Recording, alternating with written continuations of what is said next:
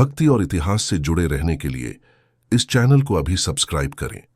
आदि पर्व भाग 7। एक अज्ञात जीवन, एक भयानक राक्षस और एक चमत्कारी जन्म। नमस्कार। महाभारत की इस महान गाथा की विस्तृत श्रृंखला के 7वें भाग में आपका हार्दिक स्वागत है। पिछले भाग में हमने आदि पर्व के महत्वपूर्ण प्रसंगों को गहराई से जाना था। दुर्योधन के लाक्षागृह षड्यंत्र से पांडवों और माता कुंती का चमत्कारी पलायन, एक गुप्त सुरंग से हस्तिनापुर में उनकी मृत्यु का समाचार फैलना और उनके गुप्त वनवास की शुरुआत। हमने वन में हिडिंब राक्षस और उसकी बहन हिडिंबी के साथ पांडवों के सामना, भीम द्वारा हिडिंब का वध, भीम और हिडिंबी का विवाह तथा उनके शक्तिशाली पुत्र घटोत्कच के जन्म की कहानी भी विस्तार से सुनी थी, जिसने भविष्य के युद्ध के लिए एक महत्वपूर्ण सहयोगी प्रदान किया। अब कथा पांडवों के वेश बदलकर वन में रहते हुए जीवन और इस दौरान समानांतर रूप से घटित हो रही महत्वपूर्ण घटनाओं की ओर बढ़ती है। वे अब साधारण मनुष्य के रूप में छिपे हुए एक अनिश्चित भविष्य की ओर बढ़ रहे हैं।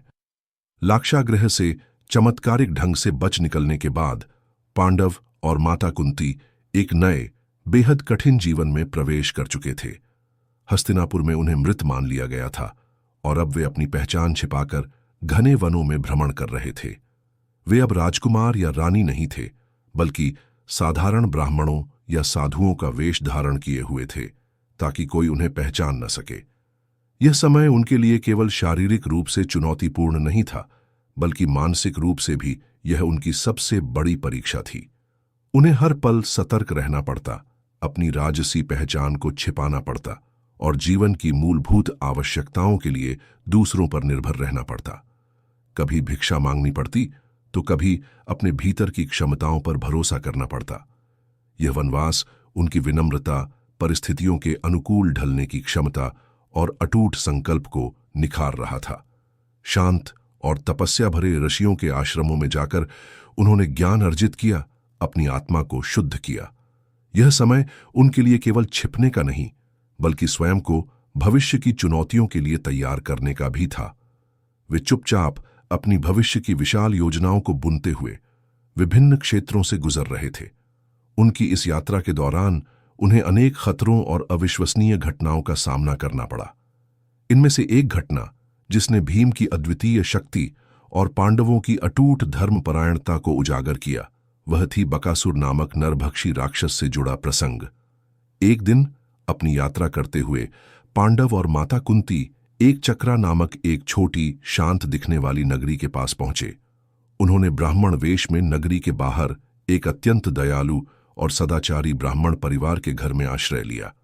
उस परिवार ने पांडवों का अत्यंत आदर सत्कार किया, जैसे वे उनके अपने हों।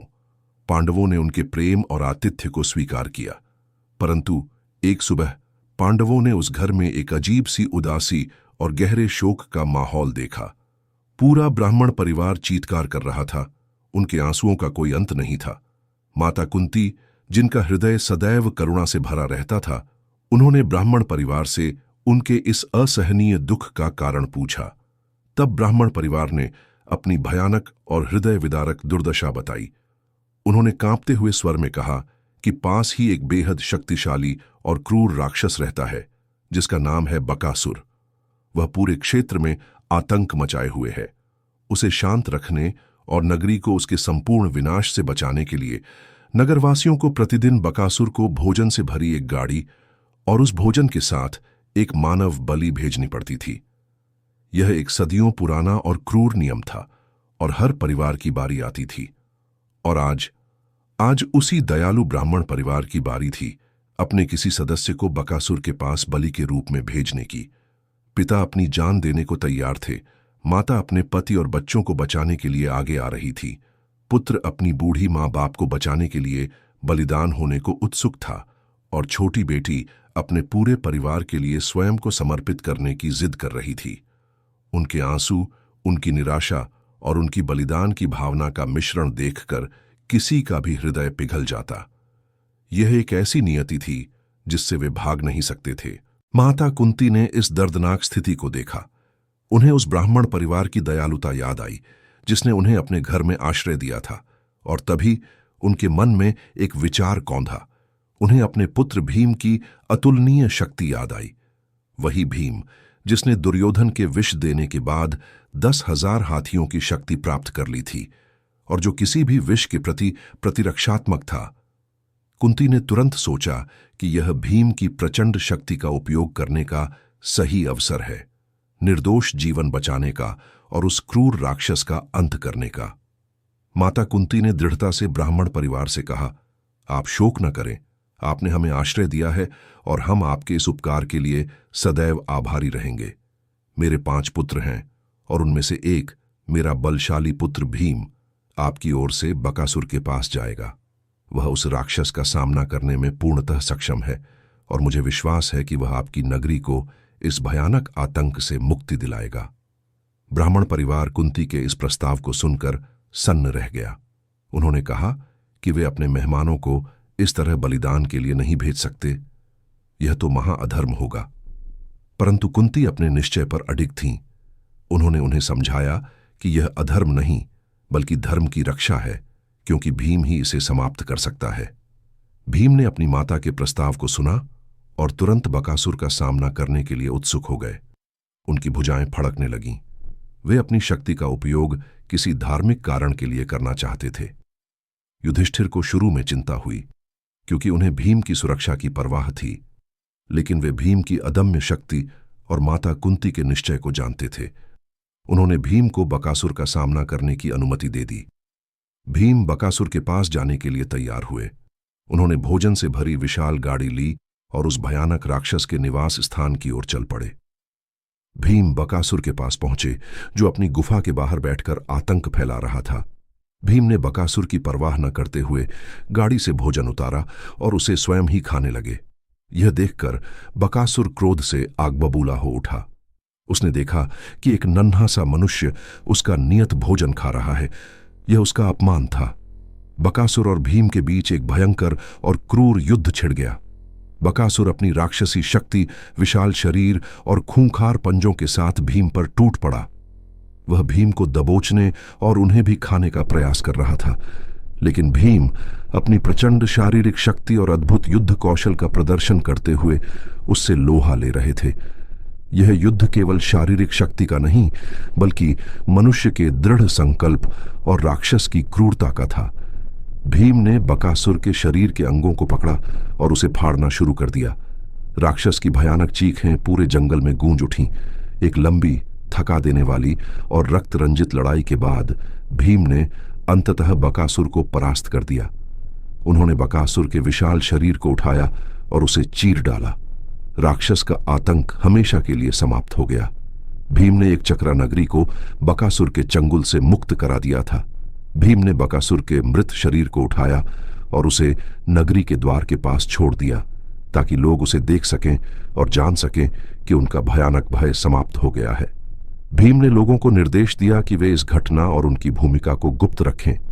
एक चक्रा नगरी के लोग अत्यंत राहत महसूस कर रहे थे और भीम के प्रति कृतज्ञता से भर गए थे।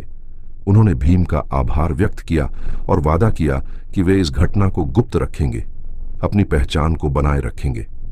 इस प्रकार भीम ने अपनी शक्ति का उपयोग करके एक चक्रा नगरी को बचाया और पांडवों ने ब्राह्मण परिवार के घर में कुछ समय और बिताया, अपनी पहचान छिपाकर अपने अज्ञातवास के अगले चरण की तैयारी करते हुए।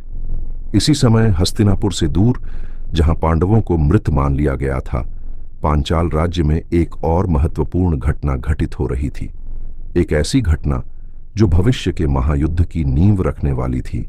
यह था राजा द्रुपद का शक्तिशाली यज्ञ। हमने पिछले भागों में सुना था कि राजा द्रुपद को गुरु द्रोणाचार्य ने युद्ध में हराकर बुरी तरह अपमानित किया था और उनका आधा राज्य छीन लिया था। राजा द्रुपद इस अपमान को कभी भूले नहीं थे। उनके मन में द्रोणाचार्य के प्रति एक गहरा घृणा और प्रतिशोध की तीव्र भावना जल रही थी। द्रुपद ने प्रतिज्ञा ली थी कि वे द्रोणाचार्य को मारने वाले एक पुत्र को प्राप्त करेंगे।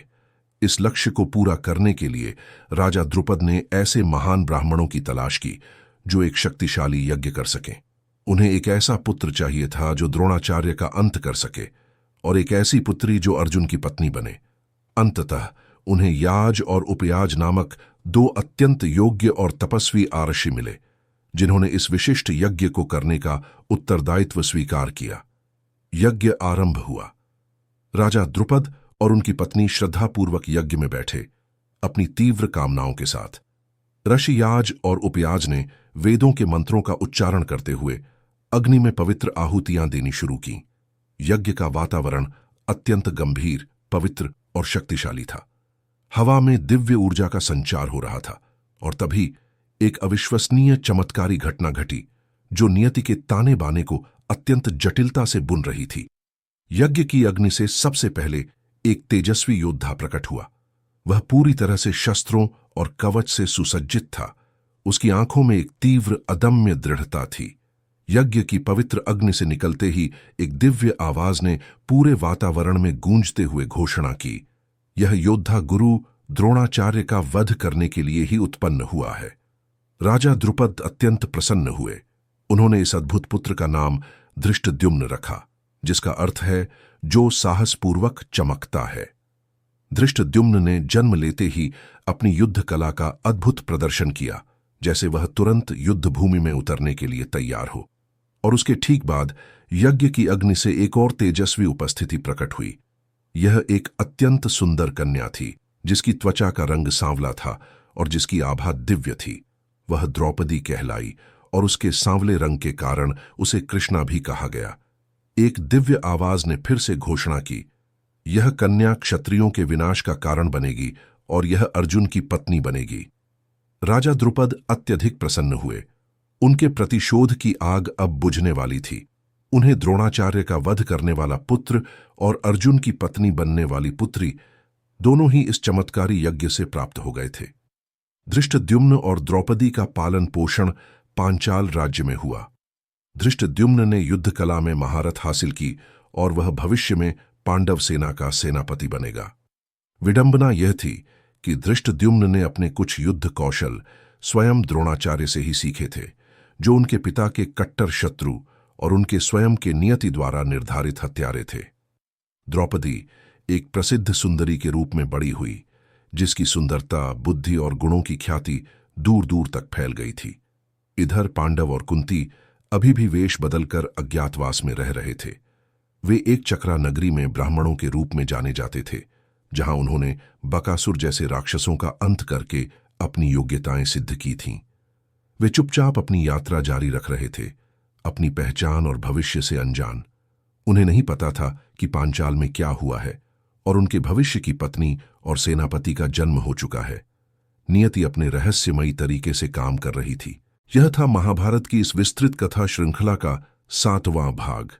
हमने लाक्षागृह से चमत्कारी पलायन के बाद पांडवों के वेश बदलकर वन में रहते हुए जीवन, उनकी यात्राओं और बकासुर राक्षस के साथ उनके रोमांचक सामना को विस्तार से जाना। हमने देखा कैसे भीम ने अपनी अद्भुत शक्ति से बकासुर का वध करके एक चक्रा नगरी को उसके आतंक से मुक्ति दिलाई।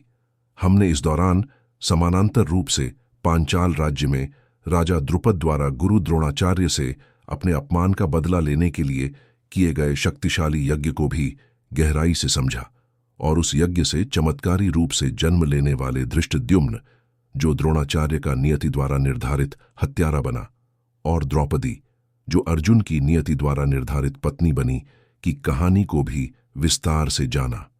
अगले भाग में हम पांडवों के वनवास जीवन को जारी रखेंगे। वे अपनी पहचान छिपाकर आगे बढ़ेंगे। हम उनके ब्राह्मण वेश में रहते हुए होने वाली घटनाओं को जानेंगे, विशेषकर द्रौपदी के स्वयंवर के विषय में सुनकर उनका पांचाल की ओर यात्रा करना। हम द्रौपदी स्वयंवर की भव्य तैयारी, उसकी अनोखी और कठिन शर्तों, दूर दूर के राजाओं और राजकुमारों का स्वयंवर में आना और पांडवों का ब्राह्मण वेश में स्वयंवर में उपस्थित होना, इन सभी महत्वपूर्ण और रोमांचक प्रसंगों को विस्तार से कवर करेंगे। महाभारत की यह गाथा अब पांडवों के अज्ञात वनवास जीवन, उनकी बढ़ती लेकिन छिपी हुई पहचान और उस महत्वपूर्ण घटना की ओर बढ़ रही है जहां वे अपने भविष्य की पत्नी द्रौपदी से मिलेंगे और जहां से कुरुक्षेत्र के युद्ध की सबसे महत्वपूर्ण कड़ी जुड़ने वाली है।